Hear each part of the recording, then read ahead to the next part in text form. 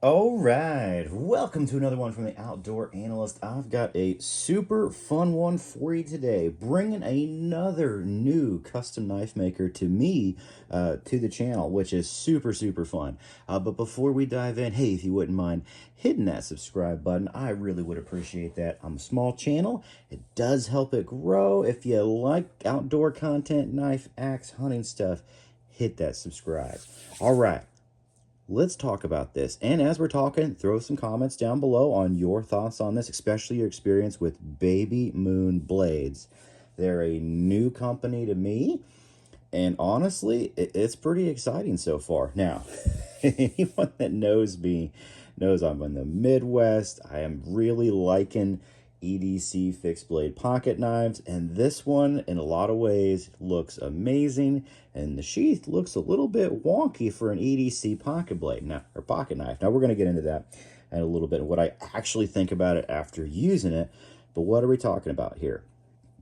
We were talking about a custom knife maker who is knocking out this knife, which is 7 5/8 inches long. So it's a pretty big EDC pocket fixed blade. It actually, in my mind, is about the same size you would use as a small belt knife, just fine. And in fact, you have a couple different options with the sheath, and one of them, I may have actually, I don't know, they're both going to be cool.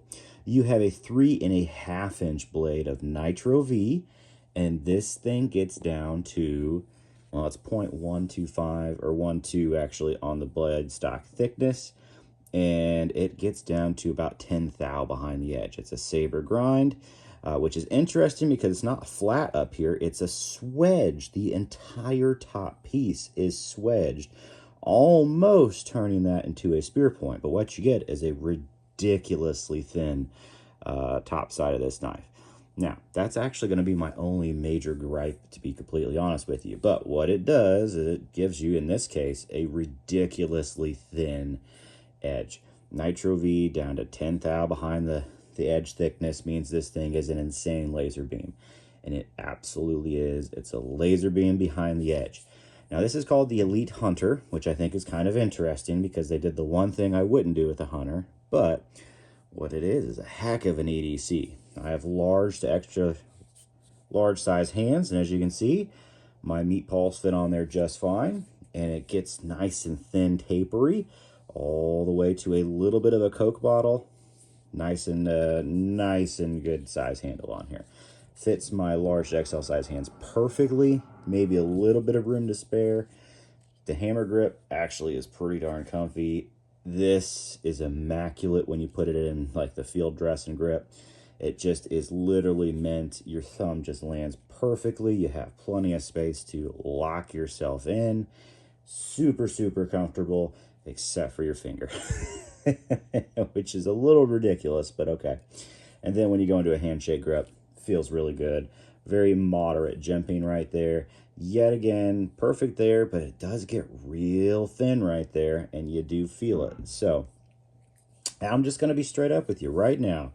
I would not have this thin of a swedge up here in any way, shape, or form. I think this is called the Hunter. I think that is a flaw. If you want me to be honest, I want something thick up here, so when I'm going after Bambi in the freaking cold weather, this is going to bite. This does bite into your finger a little bit. Even when you're doing like a handshake grip and you're really wanting to kind of bear down, you have to move your grip back a little bit. And it's comfortable moving it back, but, you know, perfectly, I'd want to be right here where it's very thin. So I don't understand why that's done. Who kind of did this for a hunting knife? I'm going to say this is not a hunting knife because of that. I'm not actually going to take this thing out Bambi hunting because I am not going to field dress with rubber gloves on. They'll just rip right through them in the cold weather. Otherwise, it's one of the most comfortable grips. Like, literally, this is one of the most comfortable grips I have ever felt in an EDC knife. It is an excellent ergonomic masterpiece everywhere else. It's super chamfered up here.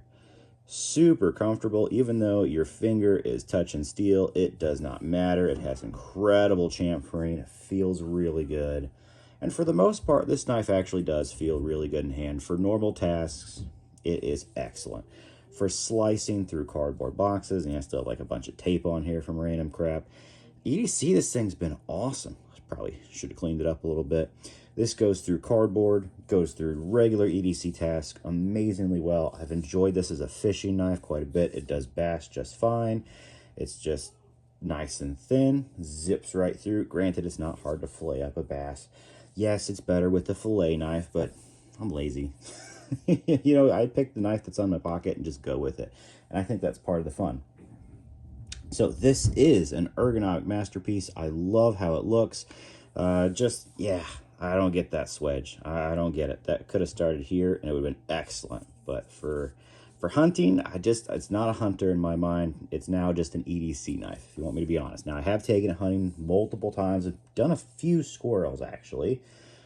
Does it work? Yes. Squirrels are not hard. We're just zipping off paws, one little back cut, and whoop, yep, there you go. Pretty simple on there. So let's hit the sheath. First time I put the sheath in hand, I actually thought, what were they thinking? Who the heck does a pancake anymore? Unless you're using like tack locks or belt loops, pancakes are not the way to go. I put an ulti clip on here on my own and then put it in the pocket. And honestly, I had no issues with it whatsoever. I completely, after use, just realized, you know what, I actually kind of like this. It disappears. It really has a really good profile that when you're printing in the pocket, like it doesn't look like a knife at all. So I have no issues actually with the pancake, and that was going to be something that shocked myself. But after using it, I like it. The other style you can get this in is a really nice buffalo leather. And if you were going to move this as a belt knife, oh, dude, that buffalo looks sweet. Like it really does look like an awesome package. So I love the topo on here. It just matches the G10 and stainless pins. Super, well, not pins, but, you know, bolts on there super well. Otherwise, man, this is just a beauty to look at. It's a beauty to use. It is an absolute user in every way, shape, or form. It's so thin and slicey, and I think they just nailed every bit of this knife except for that. So if you don't like choke up like this very often, then this knife is perfect for you.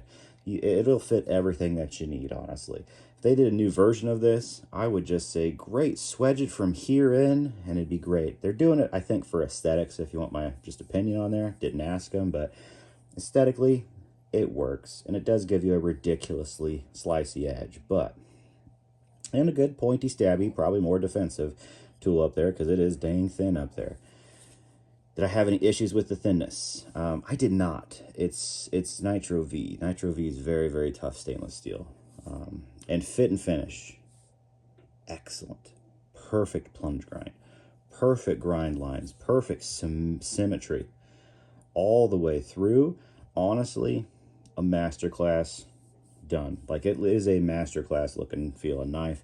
And I really do love it. I only have one thing I would change, and you already know what that is. That's it. Just widen this out just a hair. Keep it the same stock thickness, or taper it a little less than this. It would be absolutely excellent, and then it would be the perfect hunter in my mind. Can you still do it? Yeah, I've still done small game with it, but that's what keeps me from wanting to do big game. It's just, it is a little thin, a little bitey. When you get to really cold temperatures, that actually means a whole lot more than you'd think on your hand. You'll start popping off and snapping gloves and breaking little gloves when you don't want that on your hands. That's for darn sure. So, do I love this knife? Yep. Maybe a couple comparisons. Another knife that I love that's in the same boat, the Reef Circadian. This is the original, not the sheep's foot. I have both because I love it so much. And as you can see, like, there's a reason why I love these knives. And if you want me to be honest, I think this is my favorite kind of hunting feel. This feels better in hand in this grip, except for up here, like this does. This ergonomically, I think, actually beats out the Circadian, because of that chamfering, not chamfering, but the scallops down there. They are amazing, but the sticking point is nice and feely on the spine there, nice and kind of bitey on the spine there. So, big difference. Incredible knives. Fairly same stock thickness on there. This does get down to a thinner edge, that is without a doubt for sure. If you kind of wanted to go maybe just a hair bit higher on size, you can do like the Polheim from TRC. It is a little bit larger of a knife, to be honest with you. You get an extra 1/2 inch blade. Handle-wise, it's a little longer on the Polheim, but not as wide. This is actually more comfortable in that field dressing grip for sure. It's meant for it. But yet again, that thickness up there means I'm choosing this one over it, because that is important to me as a personal preference. Beautiful knives. Beautiful knives. I love it. Baby Moon has just a big high five for me in every way, shape, and form. As far as that goes, except for that little spot. That's it. If you want to check these out, go for it. They were new to me, but they are immaculately well done. I have zero complaints on any fit and finish quality issues. This is a sample of one.